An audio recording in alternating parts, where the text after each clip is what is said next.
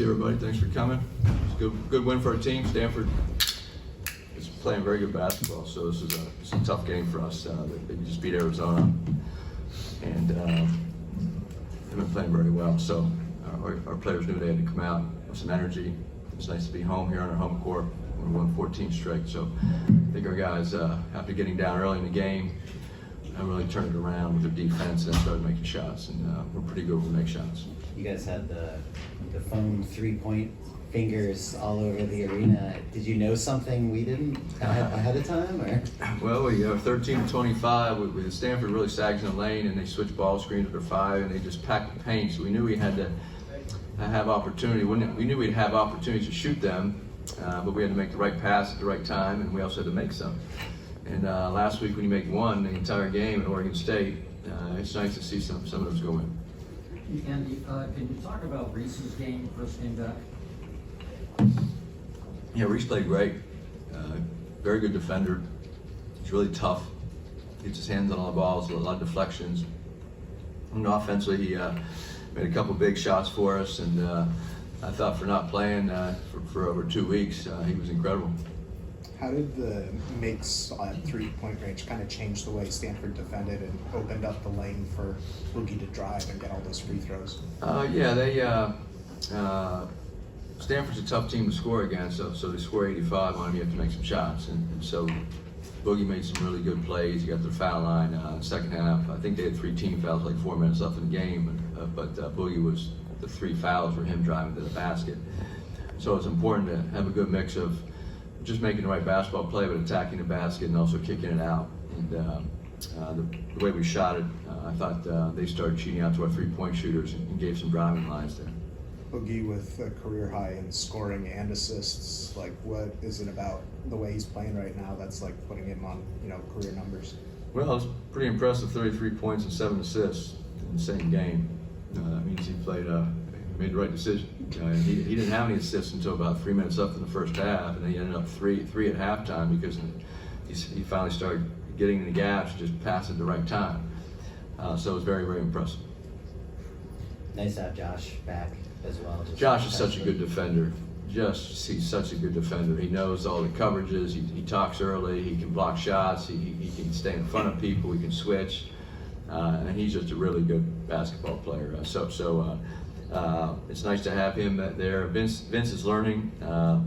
Vince has been such a big part when Josh was out here the last 2 weeks, and I think Johnny Wright's been playing very good basketball. So I think we need all those guys. Josh fouled out tonight, but we need all those guys, and they have to play well. The one thing that Stanford did, they scored 38 points in the paint, so we have to do a little better job protecting the rim. And it's kind of unusual because we've been so good with 2-point defense the last 4 years, and to see them score 38, and we'll watch the video and try to learn from it. Was Josh coming off the bench just a matter of him getting a rhythm after being out 4 games? Yeah, he hasn't played in 2.5 weeks, right. So we'll see how he does next few days. Andy, you struggled against the press tonight. In most other games, you've handled the press really well. Well, that's on our guys. They're standing there watching, and instead of cutting to get open, they're standing there for 3 seconds. We got 5 seconds, and we had 2 guys just standing. So you have to have a little sense of urgency and IQ. I can't go out there and run the plays for them or call timeout every time they press us. So we've been handling the press great all year, getting the ball inbounds. I think it's our first 5-second call we've had all season against the press. So we have veteran guys, and again, when someone presses, you have to be aggressive. The defense is aggressive. You have to be just as aggressive or more aggressive in the defense, getting open, catching it, being tough, ball faking. The second guy's got to get open. And we've been very good at it all year, but it is frustrating sometimes when you see veterans that you think the game's over or something, or you have a 10 or 12 point lead, and all of a sudden you have a couple turnovers that are unavoidable. You can avoid those if you just play the right way.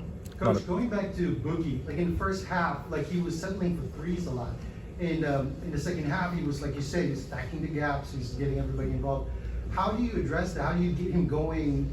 Well, it's very simple. I took him out of the game twice in the first half, and he did that. So if you want to go back in the game, I said you got to start driving the gaps and kick it to your teammates. And then he got, and his teammates were doing the same for him. They hit him quite a few out of his threes, and so he played a really good game after the beginning where he forced a couple shots, and I thought he was terrific. lot of big What was perform. really amazing was all those shots that came from the outside, because they're not easy to make, and they seem to consistently go ahead and get those. And, you know, I compliment you on playing against the big guys, because they were towering over them, but they found their ways in there. And I think part of that is great coaching to make it happen. Congratulations. Well, thank you. I'll take that nice compliment. Appreciate that. You know, Boogie scored 33, and I'll take credit for 31. He can have the other 2. A lot of big performances this weekend. Who would you nominate for Pac-12 Player of the Week?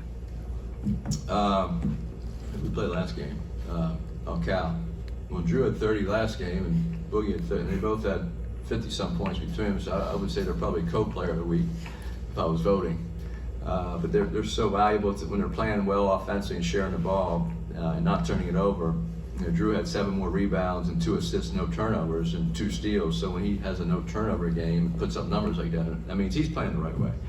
Instead of jumping in the air with one hand and flipping the balls to the wrong team, he looked great tonight. So I think those 2 guys, well, we win and lose as a team, and they certainly have led us this week.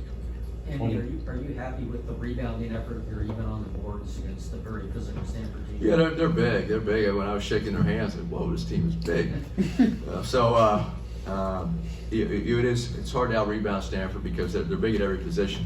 Even their guards and forwards, just Harrison Ingram, they start, I think, 4 guys over 6'7", and the big kid's 7'1", and they come off the bench and under 6'11", and 6'10", and 6'9". So we knew we had the box out, and I thought we did a pretty good job.